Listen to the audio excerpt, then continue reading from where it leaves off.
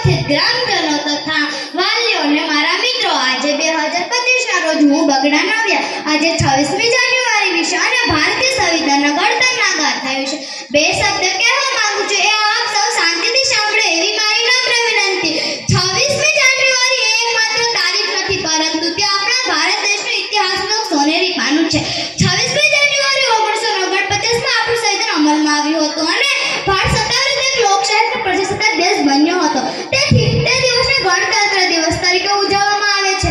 આ દિવસોની મહત્વ સમજવા માટે આપણે થોડા વર્ષો પાછળ જઈએ. ભારતે 15મી ઓગસ્ટ 1947 સ્વતંત્રતા મેળવી હતી, પરંતુ તે ભારત પાસે પોતાનું કોઈ સંવિધાન ન હતું. દેશની યોગ્ય રીતે ચલાવવા માટે એક સંવિધાન તૈયાર કરવાની જરૂર હતી. આ કાર્યમાં ડોક્ટર ભીમરાવ આંબેડકર સંવિધાન ઘડતરનું કાર્ય લગભગ 2 વર્ષ 11 મહિના જેટલા સમયમાં પૂર્ણ કરવામાં આવ્યું. ભારતનું સંવિધાન એ સમગ્ર વિશ્વનું સૌથી મોટું લેખિત સંવિધાન છે.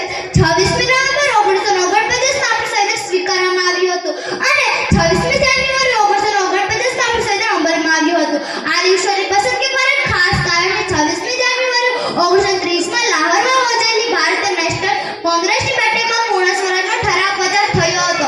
આ દિવસે ભારતના સ્વતંત્રતા સંગ્રામમાં સેનાનીઓએ અંગ્રેજી શાસનના પ્રતિનિધિત્વ રૂપે નકારવાનો અને સંપૂર્ણ સ્વતંત્રતાનો સંકલ્પ કર્યો હતો. તેથી પ્રતિનિધિત્વ રૂપે 1950માં આપણું સંવિધાન અમલમાં આવ્યું, એટલા માટે 26મી જાન્યુઆરી દિવસ પસંદ કરવામાં આવ્યો હતો. ગણતંત્ર દિવસ આપણને એકતા અને સમાનતા મજબૂત બનવાની પ્રેરણા આપે છે. ગણતંત્ર દિવસે દિલ્હીના મુખ્ય સ્થળે દિલ્હી રાજપથ પર ભવ્ય પરેડ યોજાય છે. આ પરેડમાં સાંસ્કૃતિક અને સામાજિક પ્રદર્શન પ્રદર્શિત થાય છે, જે આપણા વિવિધતાને એકતાને દર્શાવે છે. જે પરેડમાં સશસ્ત્ર દળો, સ્કૂલના વિદ્યાર્થીઓ અને વિવિધ સશસ્ત્ર દળો તે પરેડમાં ભાગ લે છે, જે આપણે વિવિધતાને એકતાને દર્શાવે. આજના આ ખાસ દિવસે આપણે માત્ર ઉજવણી જ નહીં, પરંતુ આપણે દૈનિક જીવનના આદર્શોનો સંકલ્પ કરવો જોઈએ. ડોક્ટર ભીમરાવ આંબેડકર અને સંવિધાનમાં જોડાયેલા અન્ય મહાનુભાવો જેમ કે જવાહરલાલ નહેરુ, સરદાર વલ્લભભાઈ પટેલ, રાજેન્દ્ર પ્રસાદ, મૌલાના અબુલ કલામ, શ્યામપ્રસાદ મુખર્જી, કનૈયાલાલ મુનશીએ આભાર વ્યક્ત કરવો જોઈએ, કારણ કે તેઓ જે ત્યાગ અને મહેનત કરી છે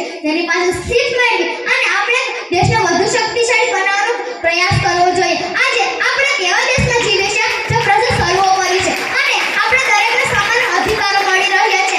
આપણી અધિકારો સાથે આપણે ફરજો પણ નિભાવી રહી છે.